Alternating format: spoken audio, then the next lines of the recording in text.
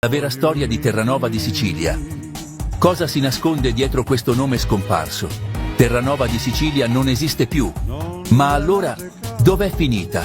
E perché è stata cancellata? Terranova di Sicilia. Un nome che sembra uscito da un racconto antico, e invece esisteva davvero. Era il nome originale di quella che oggi chiamiamo Gela, in provincia di Caltanissetta. Fondata dai greci col nome di Gela nel VII secolo a.C., questa città era un centro ricco, potente, mistico. Ma nel 1233, sotto il dominio di Federico II di Svevia, fu completamente rifondata e ribattezzata Terranova, per segnare una rinascita. Il nome Terranova di Sicilia ha accompagnato la città per secoli, ma nel 1927, durante il regime fascista, venne imposto il ritorno all'antico nome greco, Gela. Una scelta ideologica, ma anche simbolica, cancellare il passato medievale per esaltare le origini classiche.